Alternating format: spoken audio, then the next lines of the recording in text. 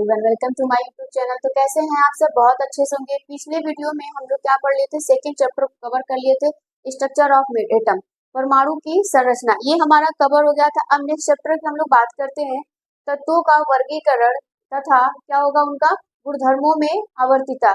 मतलब हम ये पढ़ेंगे पीरियोडिक टेबल। क्या करेंगे हम लोग? पीरियोडिक टेबल को पढ़ेंगे। उसमें हम लोग ये समझेंगे कि तत्वों का वर्गीकरण क्यों किया गया, क्या जरूरत थी उनको वर्गीकृत करने की, और क्या उनके गुणधर्मों में आवर्तिता बताई गई, क्या उनके गुणधर्म में क्या डिफरेंट डिफरेंट थे, तो उनको सुव्यवस्थित करने के लिए क्या जरूरत पड़ा, क्यों ऐसा हुआ कि हमें पीरियोडिक टेबल को सुव्यवस्थित करना पड़ा, वर्गीकृत करना पड़ा। तो चैप्टर का नाम क्या है? चैप्टर आपका थर्ड है, तत्वों का वर्गीकरण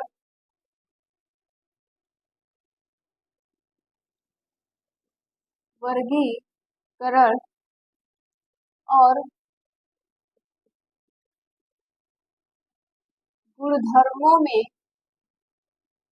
आवर्तिता।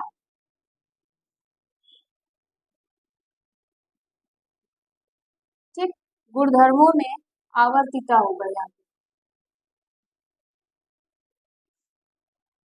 हमें क्या पढ़ना पड़ेगा? तत्वों का वर्गीकरण और उनके गुणधर्मों में, मतलब जो उनकी फिजिकल और केमिकल प्रॉपर्टीज हैं, तो वहां पे पीरियोडिक टेबल में कैसे उन सबको सही तरीके से रखा गया।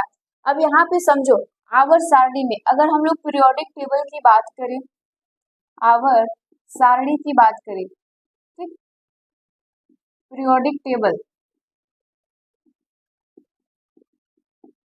अगर आपसे पीरियोडिक टेबल की बात की जाए, पीरियोडिक टेबल में हम लोग देखते हैं कि हमारे पास कितने होते हैं, वर्टिकल कॉलम कितने होते हैं 18, और हॉरिजॉन्टल कॉलम कितना होता है 7। उसमें एस पी डी एफ सभी क्या होते हैं, ब्लॉक के तत्वों को डिफरेंट डिफरेंट जगह पे रखा गया है। ऐसा क्या हुआ होगा कि उनको अलग अलग रखा गया होगा? बहुत साधारण सी बात है, अगर हम लोग समझे यहाँ पे, जैसे शुरू में आया होगा हाइड्रोजन सबसे पहले, फिर उसके बाद कौन आया होगा? हीलियम आया होगा, पोटेशियम, कुछ इस प्रकार से, और यहाँ पे सोडियम, ऐसे इसी प्रकार से आए होंगे। तो तत्वों का शुरू में खोज कितना हुआ था?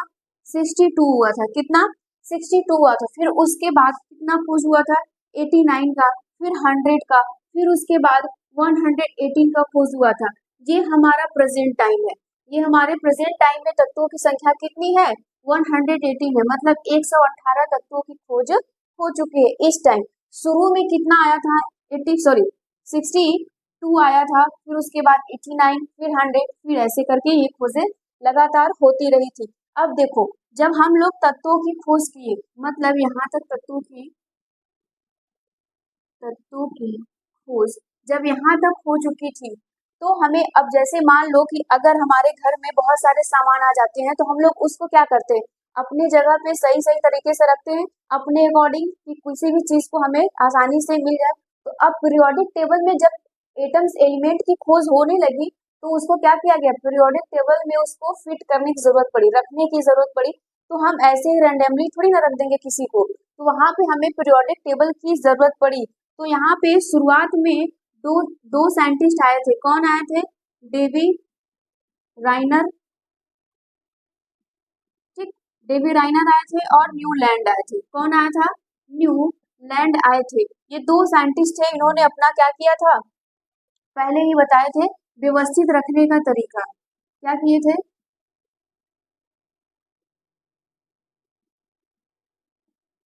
ठीक, इन्होंने क्या किया था? व्यवस्थित किया था। किसको? तत्वों को। पीरियोडिक टेबल में आवर्त सारणी में तत्वों को व्यवस्थित किया था। फिर इनका क्या हो गया था? विफल हो गया था। इनका जो तरीका था बताने का, वो विफल हो गया था, विफल हो गया। तब कौन आए? मेंडलीफ आए। मेंडल और मेंडलीफ दो अलग अलग साइंटिस्ट हैं। मेंडल कहाँ पाए जाएंगे? बॉटनी, सॉरी, जूलॉजी बॉटनी में है उनका, और यहाँ पे ये क्या होते हैं? ये मेंडलीफ केमिस्ट्री वाले हैं। ठीक, मेंडलीफ आए। इन्होंने पीरियोडिक टेबल को बहुत अच्छे तरीके से बताया था। ठीक, अगर आपसे कोई पूछे कि पीरियोडिक टेबल को सुव्यवस्थित करने के जनक कौन कहलाएंगे, तो मेंडलीफ कहलाएंगे। इन्होंने शुरुआती खोज की थी। इन सबों ने क्या किया था? प्रयास किया था इसको सुव्यवस्थित रखने के लिए। अब हमें ये जरूरत पड़ गई कि हमें क्यों जरूरत पड़ा उनको वर्गीकृत करने के लिए, क्या जरूरत पड़ा तत्वों का वर्गीकरण करने के लिए। अब जैसे समझो फॉर एग्जाम्पल के लिए, मान लो ये एक सर्कल है, ठीक, या फिर हम लोग पृथ्वी को मान लेते हैं, ये एक सर्कल है, इसमें अलग अलग जीव पाए जाएंगे, ठीक, शेर, चीता, भालू, मानव, चूहा, बिल्ली, सब लोग पाए जाएंगे। अगर मान लीजिए यहाँ पे हम शेर की बात करें, इधर मोर की बात कर ले, सबकी बात करें, अलग अलग मानव की बात कर ले, तो नेचर ने क्या किया, सबको अपना अपना प्लेस दे दिया। नेचर ने क्या किया, सबको अपना अपना प्लेस दे दिया कि सब अपनी अपनी जगह पे रहेंगे, कोई किसी से लड़ाई झगड़ा नहीं करेगा। तो हम लोग कहाँ रहने लगे, घरों में रहने लगे, मानव कहाँ रहने लगे, घरों में रहने लगे, शेर कहाँ रहने लगा, जंगल में रहने लगे, जो चिड़िया है, पक्षी है, वो सब पेड़ पे रहने लगे, ठीक, बाकी जो चीजें हैं, कुत्ता बिल्ली है, वो सब कहाँ रहने लगे, फील्ड में रहने लगे, अलग अलग जगह रहने लगे। तो यही चीज हुआ पीरियोडिक टेबल में, जब तत्व आने लगे तो देखा गया कि कौन किस कैटेगरी में आता है, ठीक, जो जिस कैटेगरी में आने लगा उसको उस कैटेगरी में रखते चले। इससे हमें क्या फायदा हुआ, इससे हमें लाभ क्या मिला, क्या जरूरत पड़ गई ऐसा। तो जरूरत ये हुआ कि अगर मान लीजिए हम लोग पीरियोडिक टेबल में एक के बारे में जान लेते हैं, जैसे अगर हम लोग हाइड्रोजन के बारे में जान लेते हैं तो उसके नीचे आने वाले जितने भी तत्व हैं सब उसी से लगभग मिलते जुलते रहेंगे। अरे भाई, अगर कभी भी तुम लोग सुने होगे ना, अगर आसपास कहीं पे झगड़ा हो जाता है तो हम लोग कहते हैं कि जैसे तुम हो वैसे तुम्हारे खानदान वाले, तो उसका क्या मतलब है, हम लोग खानदान को तो देखने नहीं गए, लेकिन हम लोग डिटर्मिनेशन कर देते हैं, प्रिडिक्शन कर देते हैं, क्या कर देते हैं, प्रिडिक्शन कर देते हैं कि जैसे तुम हो वैसे ही लोग होंगे वहां के। इसी प्रकार से प्रकृति ने भी क्या किया था, हम लोगों को अलग अलग प्लेस दिया कि हम लोग अलग अलग कैटेगरी के अलग अलग जगह पे रहे। अब जैसे जंगल की बात की जाएगी तो जंगली जंतु वहां पे रहते हैं, ठीक, मानव की बात की जाए तो मानव, सभी मानव जितने होंगे वो सब अपने अपने प्लेस पे अपने अपने घरों में रहेंगे। पक्षियों की बात की गई तो जितने भी पक्षियां आएंगी, जितने भी वेरिएटी आएंगे, सब कहाँ पे रहेंगी, पेड़ों पे रहेंगे, ठीक। उसी प्रकार पीरियोडिक टेबल में भी ये सारे कारनामे हुए। पीरियोडिक टेबल भी कुछ इसी प्रकार से होता है, पता होगा। अब ये चैप्टर जब पढ़ रहे हो तो पीरियोडिक टेबल आपके हाथ में होना चाहिए। कुछ इस प्रकार से पीरियोडिक टेबल ऐसा ही रहा है, ठीक, इस प्रकार से पीरियोडिक टेबल, तो एस हो जाता है, ये पी हो जाता है, ये डी हो जाता है, ये एफ हो जाता है। आपको पढ़ना है एस और पी, ठीक। जब आप बड़े हो जाएंगे, 12th में जाएंगे, तो आप पढ़ेंगे डी और एफ। तो इसी प्रकार से पीरियोडिक टेबल की शुरुआत होने लगी थी, मतलब हमें पीरियोडिक टेबल की जरूरत पड़ी। यहाँ से क्वेश्चंस कैसे, अगर मान लीजिए आपसे क्वेश्चंस पूछे जाते हैं तो कभी कभी वो पूछ लगे कि वर्तमान में तत्वों की संख्या कितनी, हालांकि ये पूछा नहीं जाएगा लेकिन बेसिक है, क्या पता पूछ दे, तो ये पूछ लिया जाएगा। और पूछा जाएगा कि प्रथम शुरुआत, मतलब पहला प्रयास कौन कौन साइंटिस्ट ने किया था, तो डेवी राइनर ने किया था, और किसने किया था, न्यूलैंड ने किया था। इनका क्या हुआ था, तत्वों का व्यवस्थित करने का तरीका फेल हो चुका था। फिर कौन आए थे, मेंडलीफ ने आया था। मेंडलीफ जब आए तो ये कंप्लीट पीरियोडिक टेबल दिया, बहुत सुव्यवस्थित दिया, जो आज हम लोग उसको अच्छे से पढ़ते हैं, ठीक। तो इसमें से अगर आपको कुछ नोट करना है तो नोट कर लीजिए, ठीक।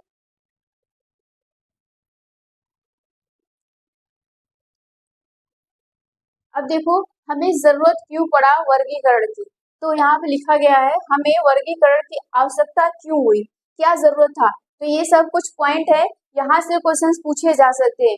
क्योंकि देखो जो चीज होती है, अगर मान लो हम लोग कोई चैप्टर पढ़े तो उसका बेसिक बहुत इंपॉर्टेंट होता है। बेसिक अगर हम समझे रहेंगे तो काफी चीजों को बेहतर तरीके से समझ पाएंगे। बोला जा रहा है तत्व सभी के पदार्थ की मूल इकाइयां, तत्व सॉरी तत्व सभी पदार्थों के, यहाँ पे होगा, ठीक, पदार्थों की मूल इकाइयां है। ये क्लास 9 से हम लोग पढ़ते आ रहे हैं कि जो तत्व होता है वो सभी पदार्थ की क्या है, मूल इकाई है। तो मतलब अगर कोई भी पदार्थ बना हुआ है तो उसमें ऐसा कभी नहीं हो सकता कि उसमें तत्व ना हो। तो यहाँ पे तत्व होंगे। वर्तमान में तत्व कितनी है, 118 है। तत्व तत्वों की इतनी बड़ी संख्या के साथ, मतलब तत्वों की इतनी बड़ी संख्या हो गई 118 के साथ, इन सभी तत्वों का रासायनिक विज्ञान और उनके यौगिकों की संख्या का व्यक्तिगत रूप से अध्ययन करना मुश्किल हो पा रहा था। अगर हमसे पूछा जाए कि ऐसा क्या जरूरत पड़ा था इसका वर्गीकरण करने के लिए, तो आप इसको ज्यादा इंपॉर्टेंस देंगे, ठीक है। बाकी चीजें तो आप जान रहे हो, इसको ज्यादा बोलोगे बोलोगे कि तत्वों की इतनी बड़ी संख्या हो गई थी, तो उन तत्वों का हम लोग रासायनिक विज्ञान के तरीके से और उनका यौगिक जो बन रहा था उसकी हम लोग व्याख्या नहीं, सॉरी, अध्ययन करना हमें बहुत मुश्किल हो रहा था। अगर ऐसा हो रहा था तो हमें सबका अलग अलग करना पड़ रहा था। तो ये हमें बहुत मुश्किल हो रही थी। तो फिर उसके बाद नेक्स्ट क्या है, इस वर्गीकरण के पीछे मुख्य उद्देश्य समान गुणों वाले तत्वों को एक साथ रखना। इसका वर्गीकरण करने का एक ही मतलब था कि जितने भी तत्व हैं अगर वो समान रूप से मिल रहे हैं, उनके गुणधर्म समान है, तो उनको एक साथ रख दीजिए, हमें पूरे की जरूरत ही नहीं पड़ेगी, एक के बारे में स्टडी कर लेंगे तो हम लोग सारे के बारे में प्रेडिक्शन कर सकते हैं। फिर यहाँ से नेक्स्ट क्या था, समूह में से एक तत्व का अध्ययन करके हम उस समूह के सभी तत्वों के गुणों के बारे में सामान्य जानकारी प्राप्त कर सकते हैं। ये सब छोटी छोटी बातें हैं लेकिन इम्पोर्टेंट है, इन सब चीजों के बारे में याद रखिएगा, इसको नोट कर लीजिए। कम से कम ये और ये लाइन तो एकदम रटा होना चाहिए हमारे, और यहाँ पर ये सारी चीजें हैं, इन सभी चीजों के बारे में आप लोग भी जानते रहिए कि इनका क्या मतलब था। ठीक, यहाँ तक नोट कर लीजिए। फिर नेक्स्ट आता है हमारा आवर्त सारणी। ठीक, आवर्त सारणी क्या होता है, आवर्त सारणी में देखो क्या है, आवर्त सारणी को तत्वों की सारणीबद्ध व्यवस्था के रूप में परिभाषित किया जा सकता है ताकि समान गुण वाले तत्वों के साथ रखा जा सके। ठीक, आवर्त सारणी का मतलब ये हुआ कि जितने भी तत्व पाए गए वो सारणी के रूप में सारणीबद्ध व्यवस्था में रखे जाएं ताकि हमें समान गुणों वाले तत्वों को एक साथ रखा जाने में कोई समस्या ना हो। तो यहाँ तक इसको नोट कर लीजिए।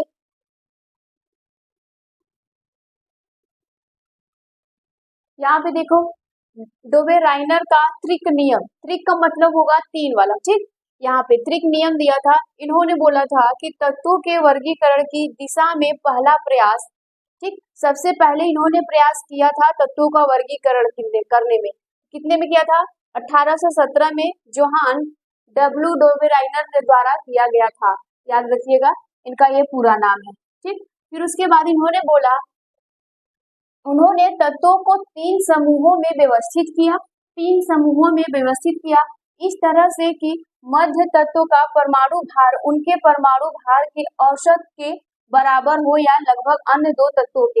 अब फॉर एग्जांपल के लिए अगर हम लोग समझे तो इन्होंने क्या किया, लिथियम को लिया, सोडियम को ले लिया और इधर किसको ले लिया, पोटेशियम को लिया, इसको फर्स्ट मान लिया, इसको सेकेंड मान लिया, इसको थर्ड मान लिया। तो इन्होंने क्या कहा था, बोला कि तीन के तत्वों में समूहों में, मतलब ये तीन तीन के समूहों में परमाणु भार लिया, सबका क्या लिया, परमाणु भार लिया।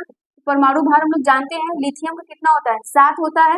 इसका देखो अब हम लोगों को पता था लेकिन उस समय नहीं पता था, तो उसके हिसाब से, और यहाँ पे पोटेशियम का होता है 40, तो बोला इन दोनों को भार के बराबर लिया और क्या किया, औसत, ठीक, उनका औसत मतलब 2 से भाग कर दो, औसत यही निकाला जाता है ना भाई, मैथ में तुम लोग इतना पढ़े हो। तो यहाँ से इन दोनों को मतलब कि जो फर्स्ट है और जो थर्ड है इन दोनों को जोड़ दीजिए और 2 से भाग दे दीजिए, वो सेकंड का मान आ जाएगा, वो क्या होगा, सेकंड का मान आ जाएगा। यही कौन कहा था, डोबेराइनर ने कहा था। तो करके देखते हैं, तो यहाँ पे 7 रख दीजिए और इसको क्या रखिए 40, तो यहाँ पे जोड़ दीजिए, तो यहाँ पे क्या हो जाएगा 47/2 हो जाएगा। इससे हम लोग डिवाइड करेंगे तो 2 3 समथिंग इसे ऐसा ही आएगा। तो हम लोग जानते भी हैं कि सोडियम का परमाणु भार कितना होता है, 23 होता है, ठीक, 23 होता है। तो इस प्रकार से इन्होंने क्या दिया था, अपना त्रिक नियम दिया था। कौन दिया था, डोबेराइनर ने दिया था। इसके और सारे भी एग्जाम्पल है, आप चाहो तो और सारे भी एग्जाम्पल लिख सकते हो। ठीक, यहाँ तक इन सबको नोट करिएगा, ये सब इम्पोर्टेंट है, कुछ चीजें इम्पोर्टेंट होती हैं जो एग्जाम में पूछे जाते हैं। और एग्जाम्पल को देखते हैं, ये रहे आपके पास और एग्जाम्पल, देखो इन दोनों को जोड़ा गया है, ठीक, तो इसका मान निकला है, यहाँ से इसको जोड़ा गया है, 2 से भाग दिया गया है, इसका मान आया है। और यहाँ पे क्या किया गया, आयरन और निकिल को जोड़ा गया है, तो कैल्शियम सॉरी कोबाल्ट का यहाँ पे मान निकल कर आया है, मतलब परमाणु भार निकल कर आया है। तो इन्होंने क्या किया था, इस तरीके से व्यवस्थित किया था। इनका कमी क्या था, इनके जो दोस्त थे, ठीक, दोस्त नहीं दोष होगा, ठीक, इनके दोस्त क्या क्या थे, तो इन्होंने बताया था कि इस पैटर्न से, जो पैटर्न इन्होंने फॉलो किया था, इस पैटर्न से सीमित त्रिक को व्यवस्थित किया जाता था। मतलब ये जो पैटर्न इन्होंने फॉलो किया उससे हम लोग केवल सीमित ही निकाल पाए थे तत्वों का वर्गीकरण, बाकी सबका नहीं निकाले, कुछ ही का निकाल पाए और कुछ में फेल हो गए। तो यही इनका रीजन था कि ये आगे चल के फेल हो गया था। तो लिखोगे इस पैटर्न में केवल सीमित तत्वों, सीमित त्रिक लिख लो, त्रिक को व्यवस्थित किया गया था। ठीक, यहाँ पे सीमित त्रिक तत्वों को व्यवस्थित किया गया था, ये इनकी कमियां थी। एग्जाम्पल याद रखिएगा, एग्जाम्पल पूछा जाता है तो नोट कर लीजिए इतना। अब देखो न्यूलैंड का अष्टक नियम, न्यूलैंड के अष्टक नियम में क्या बोला गया था? 1865 में जॉन न्यूलैंड ने देखा कि परमाणु भार बढ़ते क्रम में व्यवस्थित तत्वों की श्रृंखला में पहले और आठवें के गुण समान थे। मतलब बोला इन्होंने कि जब परमाणु भार बढ़ते हुए क्रम में व्यवस्थित किया गया था तत्वों को, तो पहला और आठवें तत्व के गुण समान थे। समझिए इसको, अगर मान लीजिए कि किसी को 8 बच्चे को एक लाइन से लगा दिया जाए, तो जो प्रॉपर्टी पहले वाले की होगी वही सेम प्रॉपर्टी किसकी होगी? 8वें वाले की होगी। ये पीरियोडिक टेबल में देखा गया, लेकिन किस बेस पे? परमाणु भार बढ़ते हुए क्रम में देखने पर। फिर बोला गया उस श्रृंखला में पहले तथा 9वें तत्वों के गुण समान है। पहले तथा 9वें तत्वों के गुण क्या थे? समान थे। क्यों समान थे? जब तक उसमें क्या किया गया था? क्योंकि बोला जा रहा है उत्कृष्ट गैसों की खोज नहीं हुई थी, तब ये समान थे। अगर ये उत्कृष्ट गैसों की खोज हो चुकी होती तो शायद ये नहीं होता। तभी इनका भी क्या हो गया था? जो इन्होंने भी अपना नियम दिया था वो भी फेल हो गया था आगे चल के। क्यों? क्योंकि आगे चल के उत्कृष्ट गैसों का खोज हो चुका था। अगर हम लोग आपसे बात करें तो जो संगीत का होता है सारे गामा, उस पे देखिएगा ये एनसीईआरटी में सारी चीजें लाइन वाइज लाइन एनसीईआरटी की चीजें मिलेंगी, आप लोग इसको ध्यान से पढ़ते रहिएगा। सारे गामा